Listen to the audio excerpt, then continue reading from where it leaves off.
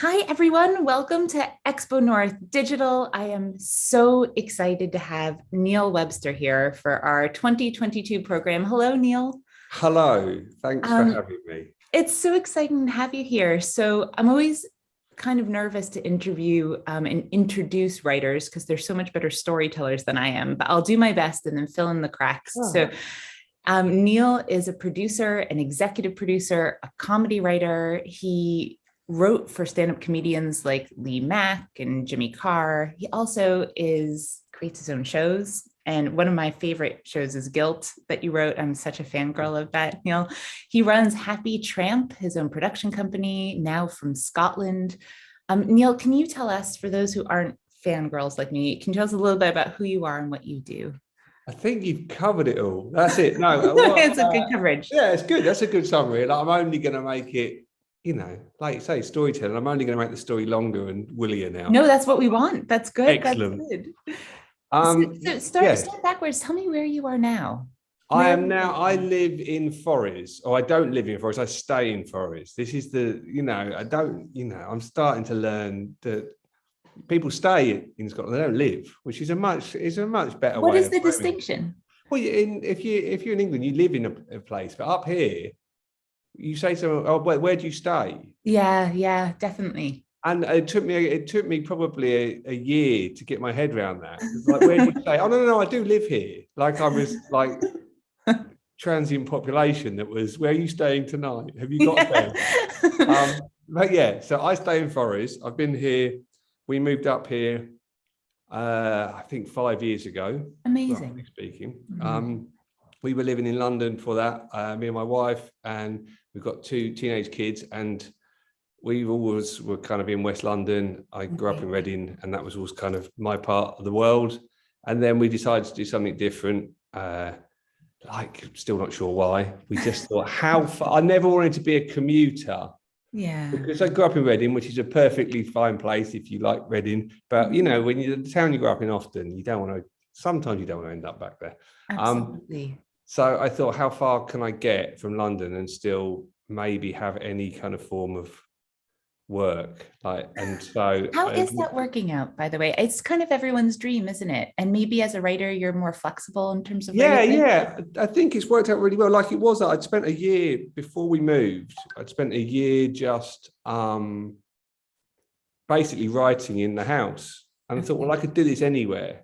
Yeah. It's off the, the truth it was, I moved up here, and then I spent the first year pretty much commuting once or twice a week to London, which wasn't great. But, that was the transition period. But because, my time is split between kind of probably more producing and exec producing than writing at the moment, although that balance tends to kind of wax and wane a bit. Okay.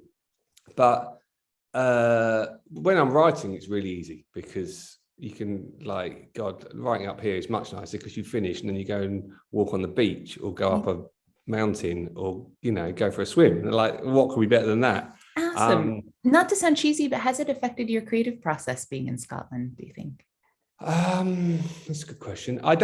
Yes, I think it probably has, but I think it's probably part of a package of the whole thing. It's like, I don't know what comes first, because I've also got, as part, I think probably one of the reasons I moved here was that kind of, there's that pull to do something else. And I've got really into kind of mindfulness. And I also I gave up drinking before we came up here. Wow. And there's a whole shift. So as part of that package, and I really enjoy writing more now than I did. It's not to say I'm any better or more successful at it than I was, but it certainly feels more at ease with it. That's so great. So, okay, you mentioned executive producing and producing you're doing a little bit more of. Can you give us a snapshot of your life at the moment in terms of your projects and what you're working on? Yeah, cool. Okay, so as you said, I run a company called Happy Tramp North, which is a tiny production company. Like, it's about as tiny as it gets,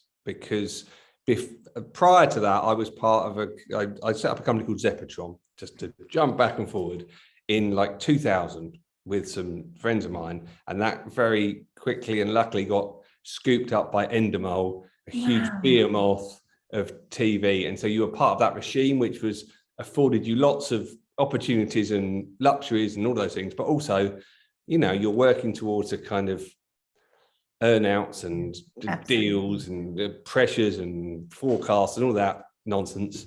And so I did that, and now, as a kind of reaction to that, about quite a long time ago now, about 8 or 9 years ago, I thought, well, I've been doing that for like 12 or 13 years. I want to do something different. So I went the opposite way, and now it's a kind of cottage industry where there's basically kind of 3 people who are kind of full-time staff. Amazing. And that's me as the kind of creative head of it. Wait, can you have a creative head when there's no body? Who knows? And then I've got a head of production who is amazing, and she actually lives in Oxford, and we've got a PA who lives in London.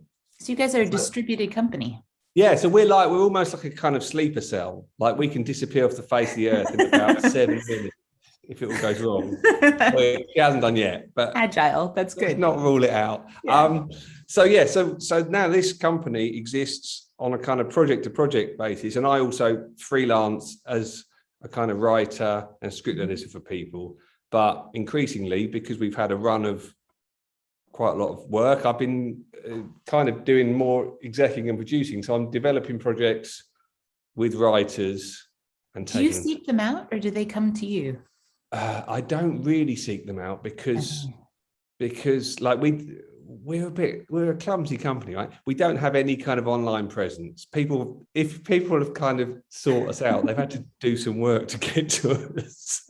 We don't kind of go, oh, send us your scripts, your ideas, because we're small. The truth is, I don't have time to read unsolicited scripts, because you know, if you want to respond to a script properly, a half-hour script takes an hour to read once and 3 hours to read twice, because if you're going to put notes, right? So that's 2 scripts a day. That's your whole day, and I've got to try and absolutely generate stuff. So it's really hard, because the irony of that is I really love working with new writers. Yeah. So I tend to, when we do find each other, it's more kind of by chance. So I am working with like maybe 3 or 4 writers at the moment, and maybe a couple more, but 3 or 4 new writers, and amazing. A couple of established. Is it all comedy? Comedy and comedy drama, yeah. So we've kind of, my background has always been comedy, as you say. I started off writing stand-up material for Lee Mack, who was my mate, and we were at college together, and which is so it's so fascinating, because you're writing to fit someone. Yeah. So and that is such an interesting and specific skill, in addition to you writing for characters. Yeah. And for you then executive producing other people's work, you're very talented. Like, those are different, different skills. Well, no, I think there's a kind of luxury in writing for other people, stand-ups. One, you don't have to deliver the joke. So if they die, you don't stand there at the front of it. Although saying that, well, you know, in the early days, we used to try material out. We used to write, Lee and I used to write in the day, and then we'd sit and write all day, and then he'd go, and he was kind of well known by then. So he'd go and turn up at a comedy club and do a 5-minute spot and go, right, we've just written these, I'm going to try these out. If they didn't then work, he'd go, that bald idiot wrote this one, that's why that one didn't work. Right, so I did get a little bit of that now and again. But generally, you write for someone, and writing is, you know, you need parameters. So if it's someone's voice, I like writing for certain people because they've got amazing voices. And if you can try and assimilate some of that, then you always need some kind of boundary to write something. So it's quite it's like a kind of, I don't know, like a crossword puzzle. Yeah. With a kind of flavor attached to it. So I've always quite liked writing for stand-ups, and also you can write for different, like I write predominantly now, and I'm jumping around a lot here, I realise that, but I write with Frankie Boyle quite a lot. And that's obviously tonally it's very different to writing. Totally different. Lee, but it's a whole different set of rules and problems and problems, I mean, in the kind of, you know, how do you solve this thing and make this joke work for that? And it's great. It's really good fun. It's kind of freeing because it's not dissimilar to writing, when you're writing scripts for characters, once you've got the voice, people always say that thing that they write a script and suddenly the characters start talking to each other. Yeah. And once you get to that point, it suddenly becomes easier because it's almost like you're observing it. And I think it's kind of the same with stand-up a bit, probably slightly less so, but still it's got those, you go, oh, I know that'll work. Sometimes you write a thing and you go, it doesn't look great on the page, but you go, I know that they'll do that. That'll sound natural out of their mouth. Yeah. And when you road test jokes like that, even in scripts, are there ones where you're like, yeah, that didn't land, kill it, and others where you're like, that didn't land now, but maybe it's the audience? Yeah. There was always and I haven't done it for a while. I haven't done that road testing thing, which was always good fun. But it's been a while. But there was always, Lee and I used to do a thing where, our system was we'd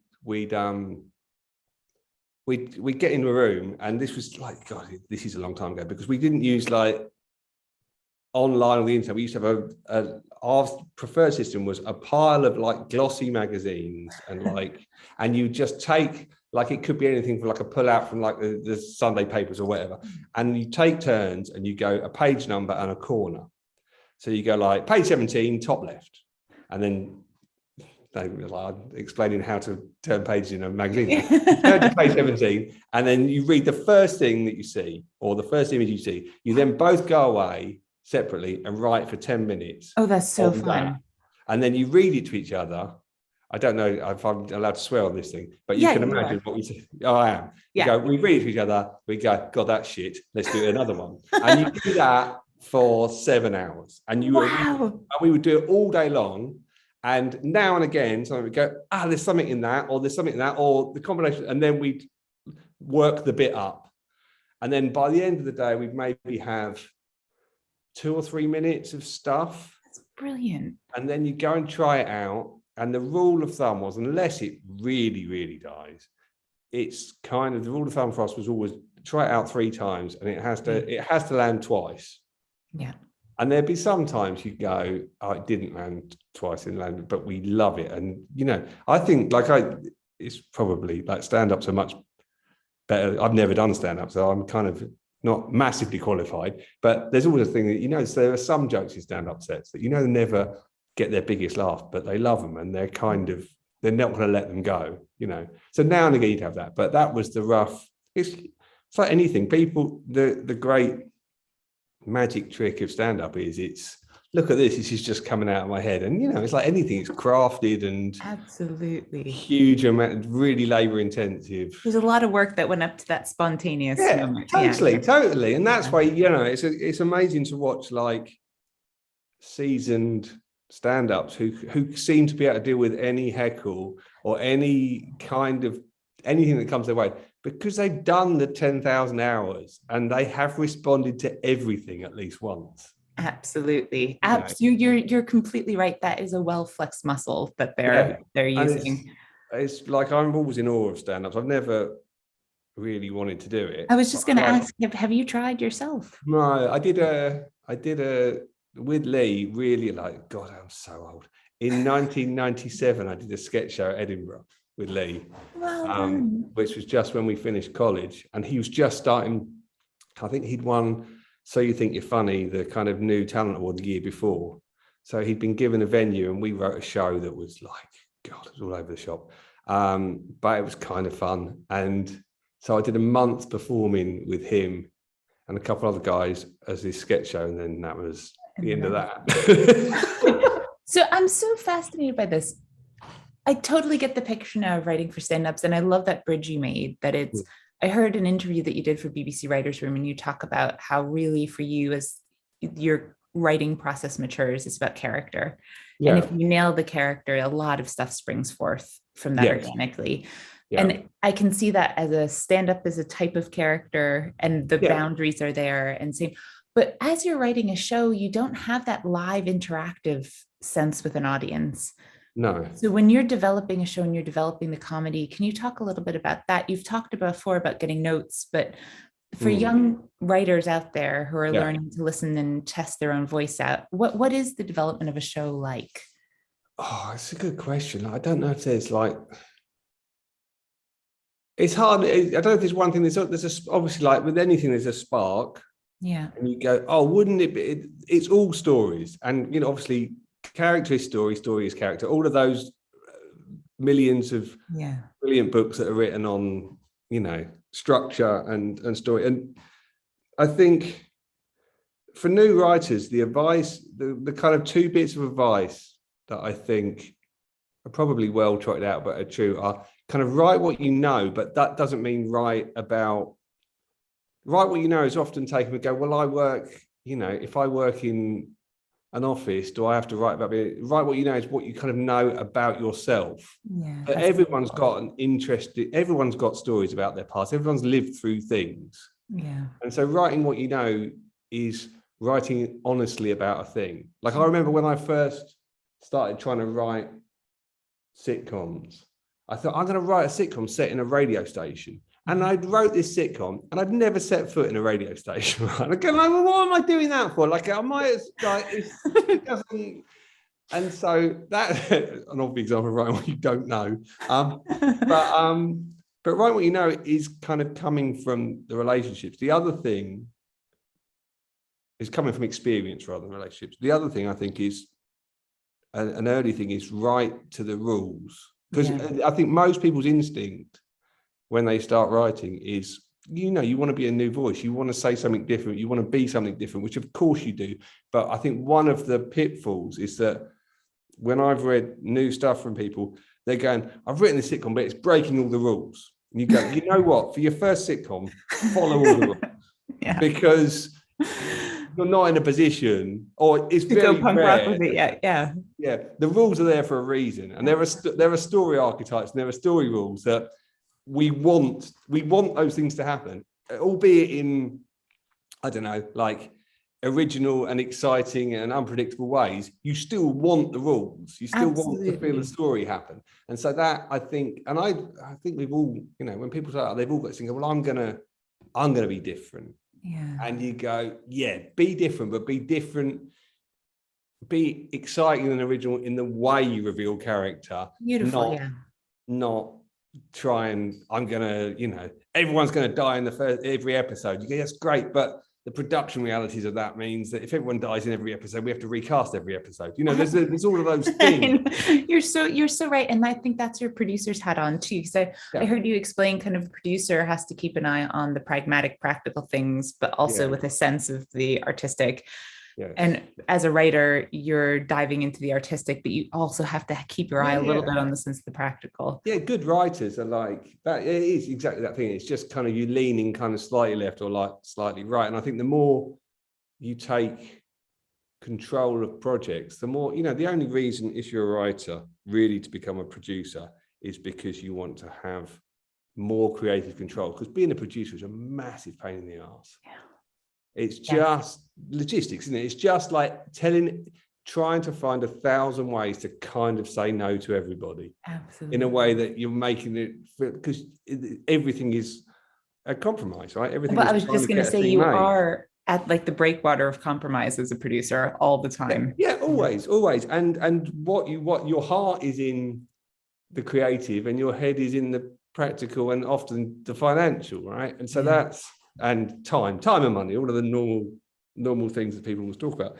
But so I think if you create stuff, you go into production because you maybe have had experiences where producers, you just go, oh, I don't think they get it. Yeah, absolutely. And I've worked with some incredible producers who are still I still slightly feel slightly embarrassed calling myself a producer, because I don't, I just kind of make stuff and stumble through it. And I know I've also worked with some terrible producers.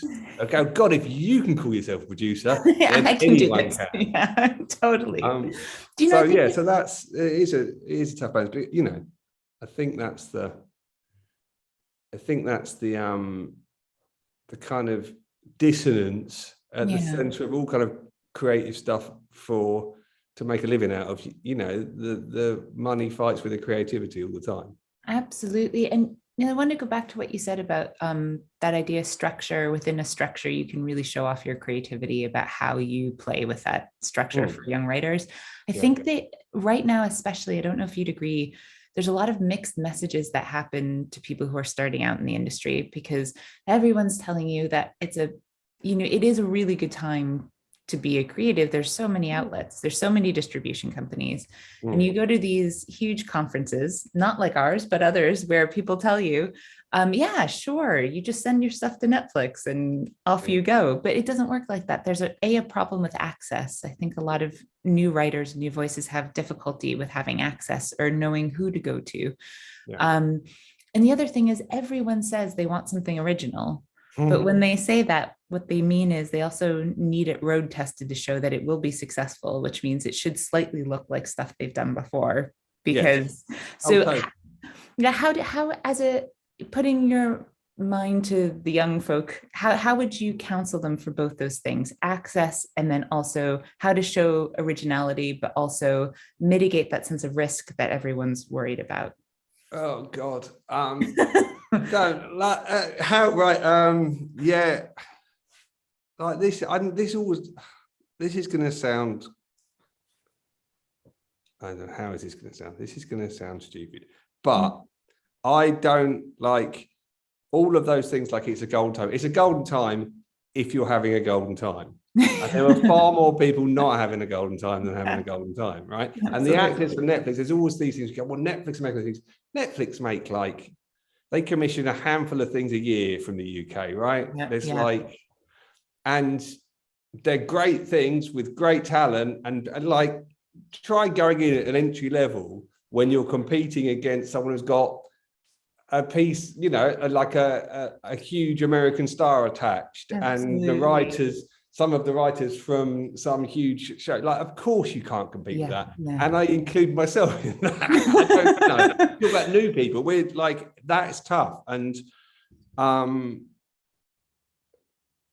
so I how do you get into that? I think as a new writer, now and again, people just emerge from nowhere and write some amazing thing, and it happens, right? But that's not.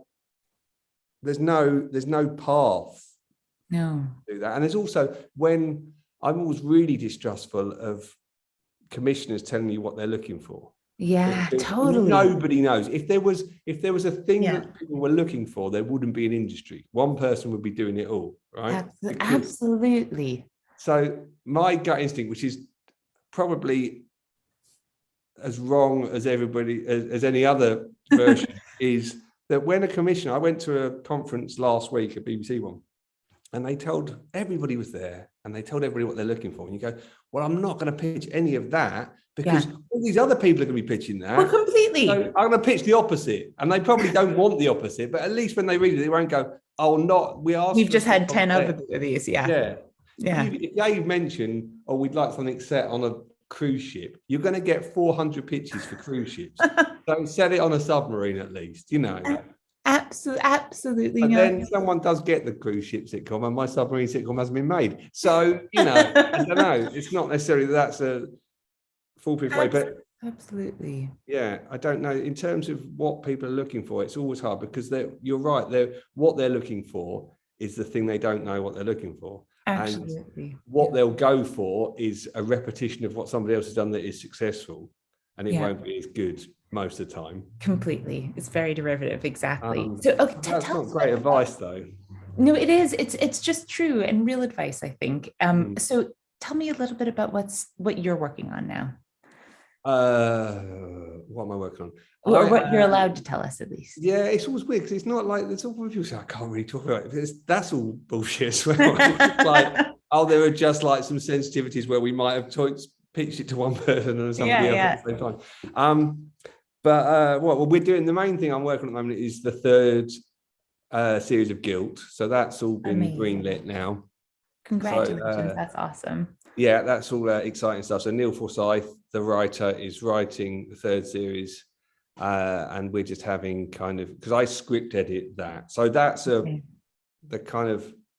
BBC Scotland and BBC Two, And we do it as a co-production with a company, a London-based company called Expectation, who are a much bigger company than us. And but I kind of generated the project with Neil, and originally, and we went to BBC Scotland, and so I script-edited that with him as well. So at the moment, he's just kind of building the world for Series 3. Beautiful. And when you started writing it, did you know how long it was going to be? Well, no, because he wrote it. So I've always just been kind of, and no, it was always that thing. It was, I think we pitched it to Sky first, and it was there for a while. And, you know, things come and go, and you kind of go, oh, they liked it, but then maybe there was something similar, or there was something, you know, all of those normal things where it kind of gets moved around a bit. And then we went to BBC Scotland, just as BBC Scotland was being launched, the new version.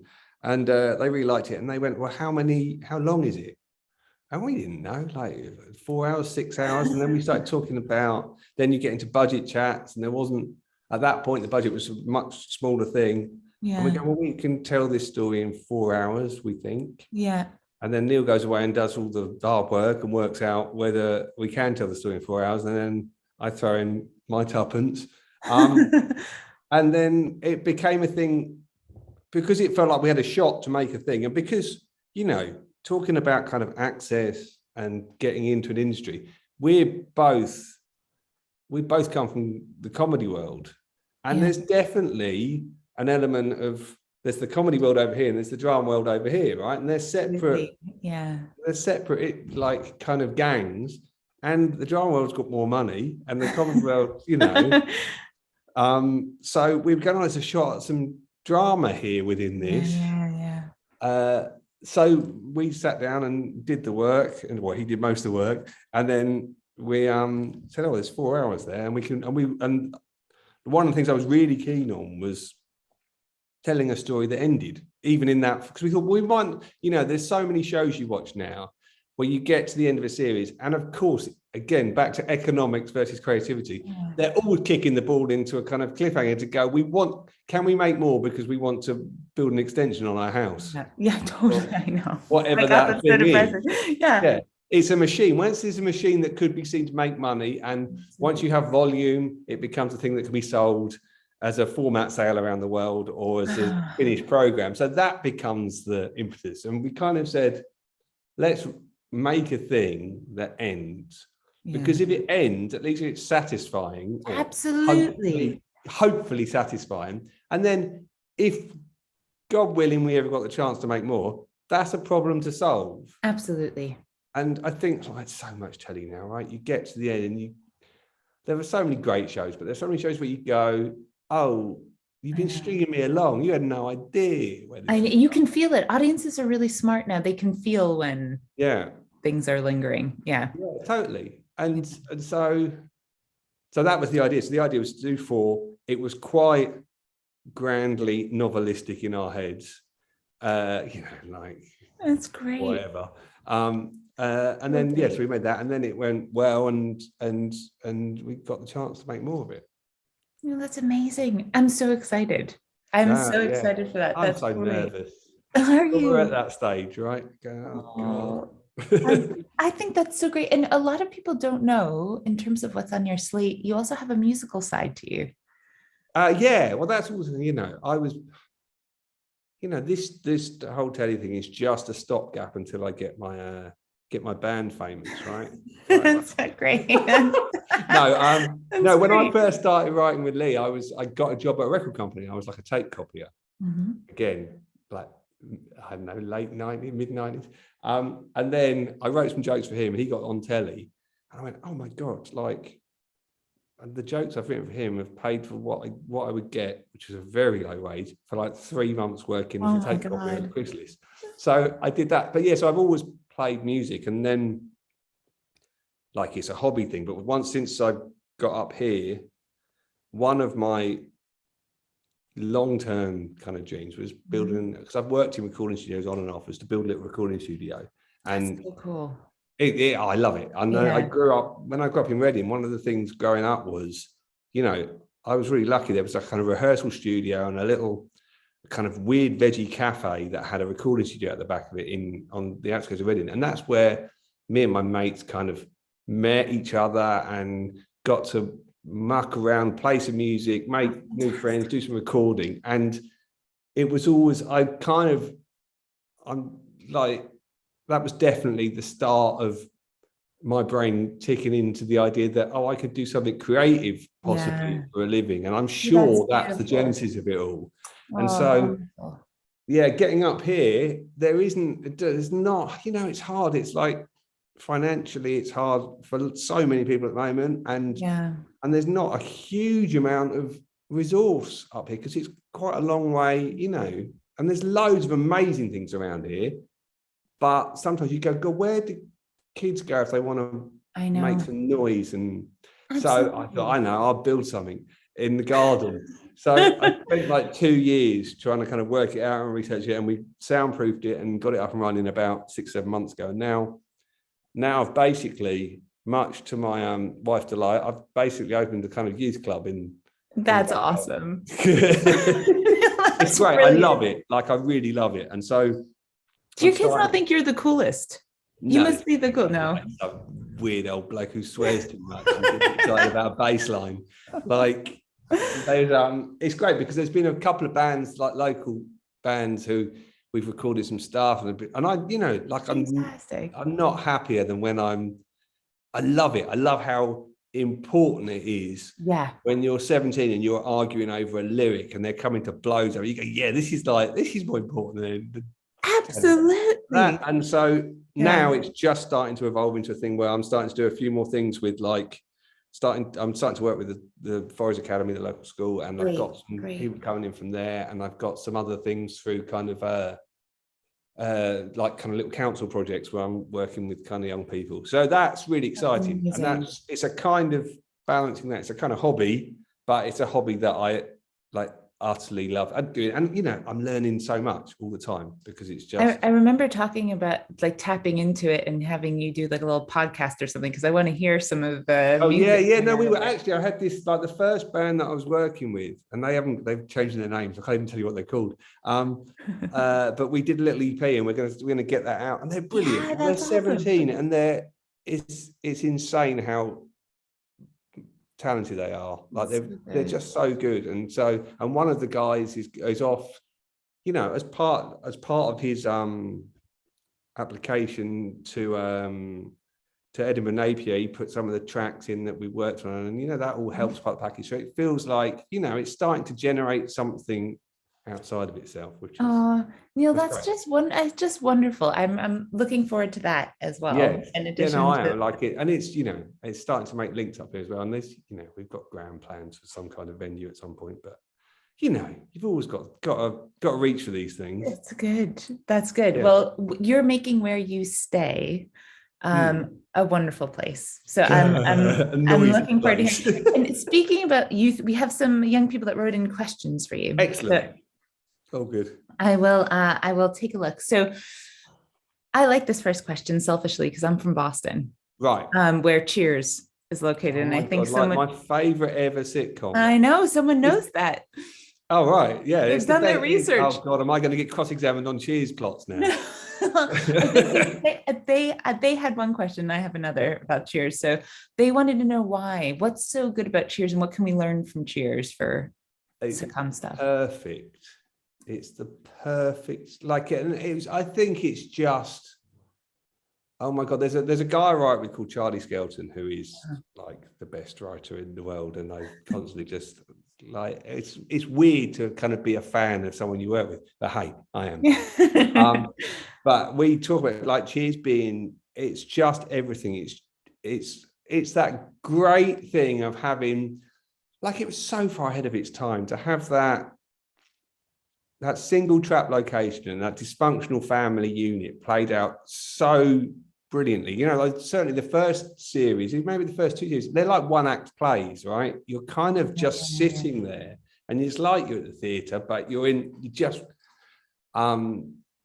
and the characters are like, it's all those things. The characters are so well drawn and so beautifully played, and The coach And is the vulnerable, best. aren't they? Oh, like all Yeah. of them are vulnerable. Every single one of them is vulnerable. Yeah. And you love like there's not a character in there that doesn't earn its place. Absolutely. Oh, And I just how love cool it. that like Frasier was like a weird, like Yeah. they did the Trojan War thing where they took like all Yeah. these different characters and they explored it. I Yeah. love that. Yeah, like Frasier is like, how there aren't that many examples of something that actually comes, so many things try and do that. And you just go, well, it's so naturally an amazing thing. But yeah, I don't, God, like, I suppose, like, it got a little bit worse when Diane left, but then they managed to reinvent it with and it's Kirstie elegantly Alley. in one place.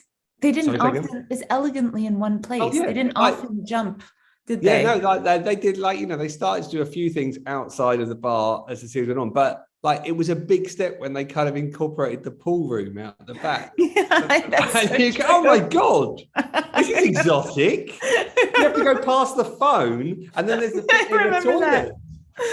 I remember that. Well, for those who haven't seen Cheers, I don't want to go down to the rabbit hole because they'll need to watch it. But the last question about that is if you had to pick a kindred spirit on the show, a character, who are you most like? Oh my God, Norm. No, Norm, you're a Norm. Norm. I'm definitely hiding from the world. Although I get on with my wife better than Norm does. No, that's true. Oh, but yeah, Norm's great, isn't he? Norm is great. He's Buddha. Yeah, he's absolutely. Kind of. Although, his natural state when the world's leaving him alone. Yeah. Incredibly sorted. It's only the world that's mucking it up for him. That's totally true. That's so true. And I love them all. Like Coach. I'd like to be Coach. Yeah. Well, it goes back to what you said about character. You know, it's so important. Those characters are so full and solid. They're wonderful. Yeah, totally. Okay, so next question. Someone wants to, if you feel comfortable. I think they said that throughout their career, writers tend to be sensitive and they've taken on a lot of either criticism about their work or failures about applying to things and not getting them. So how do you process and deal with failure to be resilient? Really badly. Really? Okay. Genuinely, really, really badly. Like as much as I try, I meditate a lot. I'm really into that whole thing of being kind of in the moment and I do that. And then I get a rejection for something and I know, even if I'm braced for it, I know I have to go through a mourning period. Yeah. And that's wise. Yeah. But you just go, oh God, and you just hate everyone who's had it. And you go, like, don't say no to this. This is good. I know. So I don't think I think at the point where you don't care, then it was probably right for it to be like the totally rejected. Anyway. Yeah. You just go, oh, it's horrible. I hate it. I hate the fact that I can't stop myself reacting in that way to that. Yeah. Because I should be more mature and better than that. No. And I also, as a flip, then I have to take on board that if I deliver a script and someone gets to me and goes, we really love this, I'm on cloud nine, and I hate that as well because I'm so at the whim of this incredibly fragile ego where any slight bit of praise kicks me off into. I think we're all like that though. Yeah, totally. So I don't think anyone's different like that. How do you deal with rejection really badly? Yeah, absolutely. And don't confuse it as a judgment of your character. I think that's always you can't not though, right? I know. Don't confuse it with a dagger through your heart. But hey, that's what it is. Yeah. So deal with it. No, it's hard. But then about a week later, you go, well, whatever. I think it's really wise to allow yourself a mourning period. We don't often do that. Allowing yourself. Yeah, I've got no choice in the matter. I just become like horrible for like two. I just not horrible for other people. I just go, oh, well, that's it. That's the end of all of that. And God, especially scripts, because scripts, it doesn't take people long to reject a script. But if you're creating a world, and then you suddenly go, oh, those characters, it's like someone's, walked into a room and killed everybody, because they're never gonna it's not that. obviously it's not that. God, that's a terrible thing to say. No, but I know what I mean. I know exactly what you mean. Yeah, we made a series. Me and this guy Charlie made a series, and it went out, and it did all right, didn't terribly, but it was kind of in the balance. And they were writing. They commissioned like 2 or 3 new scripts for the second series, and we were right in the middle of them, like literally in the middle of writing an episode. When we get the phone call, go, no, we're not going to do it anymore. And you go, like, it's like all of these people suddenly freeze and disappear, right? And you go, oh God, by the way, that's. I know that's it's really painful. It's like a whole world's been destroyed. Yeah, it's really painful, and at the same time, it's not painful at all. And there are much more serious things. Yeah, absolutely. Well, it can be true to you. Absolutely. And okay, so one other question too is, nowadays there's so many ways to get your work seen. You could do a YouTube series. You could, if you're a young writer, a comedic writer, what are some ways that you would take if you had to rewind your career and were doing that now?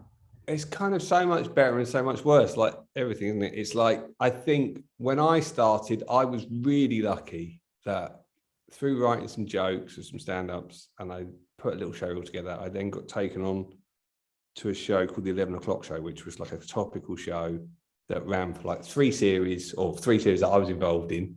And it was a massive learning curve, and it was these big shows that just don't seem to exist anymore, although hopefully there might be one coming next year. But there were so many people, young new people, and we had like months to develop this show. Like, Christ knows how the production company managed to convince Channel 4 to go, yeah, pay us for 6 months to muck about. Like, that would never happen now, never. But so that my way in was on these big gang shows, and it was, you know, it was brutal, and people came and went, and if you managed to hold on, and I worked with a load of incredible people who've gone on to do hugely more impressive things.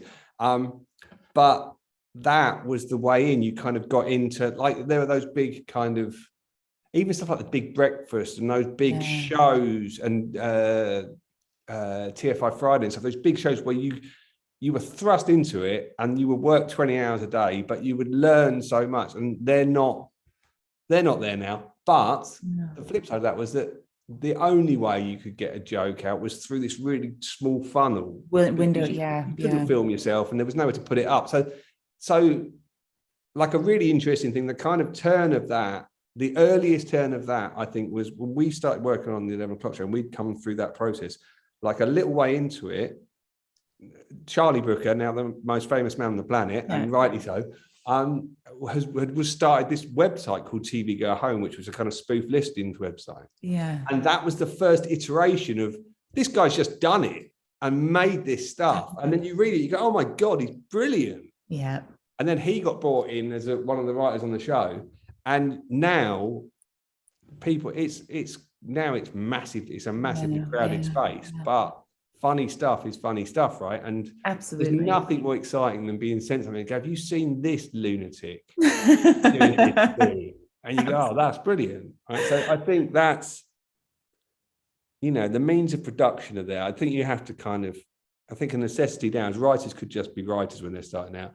I think if you can work with some performers, or you can produce some stuff, and it doesn't have to have a massive production value.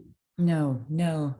But it has to be kind of competent in its storytelling function. Absolutely. Then I think that's often, like, commissioners are largely idiots. Yeah. As our producers, as our executive producers. With weirdly no imagination. They need to see it, don't they? Yeah, totally. You have to, like, there's always that thing when you have to show everybody as close to what it is all the time. Yes. And when people go, we're going to give you a little bit of money to do a little taste, you go, yeah, but you're not going to see beyond the limitations of what we can do within that thing. Yeah, so they're like, basically make the show and then we'll... Yeah. And then, well, this isn't the show that you... No, of course it's not, because we didn't spend £7. Yeah. But so that, for new people starting out, you know, it's all the normal things. If you can make something great, make it as short as possible and as funny as possible. Like, no one wants to it's whenever I've kind of, the hardest thing is when someone goes, I've got this idea. You go, great. And like, you might have met them at a thing or I don't know, some conference or whatever. They go, got an idea, and it's, you know, it's a sitcom, it's set on an oil rig. You go, that's great. They go, I've written the first 6 series. And you go, right, like, that's insanity. Yeah. No one's reading beyond the first 5 pages. Don't concentrate on the plot twist in series 4. Yeah. You know, write 5 minutes, write 10 minutes. Do you know, I've definitely made that mistake myself. We were trying to sell a book and I was like, well, I've written, I've outlined the first 5 novels, and I was told, don't tell them there's 5 novels. Just write the first chapter really well. And it's great. And, you know, there's the great thing that when the people that do write the 5 novels go, I had it in my head from the beginning and it sounds like a brilliant story. But you sound like a lunatic when you go, yes, I've not been published before. I've currently written 90,000 words on each of the novels. Yeah, exactly. And you go, yeah, well, okay, no one's reading that. No, exactly. And I think it goes back to that time thing. Like, you want to be impressed quickly. I know. You want to see a thing and you want to see a spark in it. And the other thing is, God, I realise I'm rambling stuff. But the other thing is that often, whether you're right or wrong, your experience you've been through so many versions of why things get knocked back and what puts people on, what are barriers. You might see a spark in a thing and go, you know, that thing there, that's really exciting. But that thing has either been done or it's a thing that people always push against, or you think it's an original thing, but hey, it's the go-to original thing, which is why it's not original. Exactly. Like all new sitcoms start with a funeral, right? Because and it totally makes sense, because you've got a precinct, but you want to disrupt the precinct and you join at that point. But if you can avoid it, don't start with a funeral. Right? Good life advice. Yeah, exactly. So often in a new thing, you might see an element, and the really hard thing for a new writer is sometimes you go, oh yeah, thanks for your idea, I really like it. I really like this girl who stood in the background, like this character who's like at the back. When she comes in, the thing comes to life, and they go, oh no, but it's all about these guys. You go, yeah, we're gonna have to get rid of them. And that's really hard, because again, you built the world and I'm coming in and like slashing it apart. But you know, but often the flip of that is ignore everyone and write the thing you want to write. It's tough because there's no one size fits all either, is there? And you did say, I heard an interview where you're saying it's really about if you trust the person giving you notes. And I think that is really huge. You're quite right. So if someone comes in and said, actually, that girl in the background at the funeral that you started at the beginning of the thing, you know, she's interesting. There's life to this. There's something there. And you're like, oh, you know, they're listening to me. That person, that producer is listening to me and they get it and they're trying to make my thing better, not change it. And that is the key, isn't it? But it's hard to know who to trust. Like, I don't know who to trust. I know most of the people still don't know who to trust. Some of the people, there are some people I trust, but there are lots of people I go, well, I don't know. And often, you know, notes are the hardest thing, because they're either brilliant or terrible. And there's not often a middle ground. No, that's exactly right. You know, it goes back, I think it was genius that you tried out a joke 3 times, and if it worked twice, then it stays. There's a kind of natural, but then also, then you speak to stand-ups and go, yeah, that's fine, but not in that club on that night. Yeah, you know, totally. A whole level of nuance to it that is beyond me, that they go, well, yeah, okay, don't try out, obviously you never try out material in a town that's known for stag. Completely. And it's also there becomes that thing, and again, I'm speaking out of turn, I'm not stand-up, but there's that thing where you go, there's a slight disdain for your audience laughing at the cheaper stuff. Right? Oh yeah, I know. You said that there's it's definitely you start they'll like this, judging the intelligence of the audience. And now, God, what kind of arrogance is that? Absolutely. It becomes an antagonistic relationship with the audience, which is not great. But no, I think when it comes to notes too, maybe if you hear something over and over again by multiple people that you do respect, that there's something in it, maybe you don't take it actually literally, but the fact that you're trying to communicate something and it's not being received in the way you hope is something to listen to. Yeah, totally. That's what you'd hope. And much as it irks you, sometimes you hold on to things, you go, well, no, 4 people are all saying that bit not landing for me for whatever reason, then go and look at it. Because, and also, the truth is, in most, like, it's hard writing, not really hard in like real world hard, but hard writing. It is hard, yeah. You know, we say that because then it makes us, you know, I don't know, give us some kind of some kind of sense of nobility. Yeah. Within the writing, yes, it's hard. So once you've finished it, like I finish scripts, I never want to look at them again. I know. Go, it's done, right? And that was hard. I want someone to then come back and go, yeah, great. The middle 20 pages don't make any sense. You're going to have to live with it again for a while. Yeah, and you've got to solve it. And solving it's harder than writing it. I know. But there is always a solution. That's the other thing. It's not real. It's not an actual world. Yeah, you're right. So when people go, when you change that, you go, well, I can't change that. You go, well, you can because it doesn't exist. Yeah, that's so important to remember. Yeah, that's so true. Yeah, you definitely can. It's definitely not the only thing that could ever happen. Yeah, that's not like physics where someone's like actual. I built it now. Yeah, EM doesn't equal C squared, and you're like, no, totally. Yeah. So it's just that's something different. Neil, I love that. Look, this has actually been totally, I shouldn't say this is my favorite interview. Thank you so much. I really enjoyed this. No, I've really enjoyed it. Thank you. And we wish you so much luck with the new show, and we can't wait to hear what's coming out of your studio. Yeah, nor can I. Brilliant. Well, thank you very much. Thank you.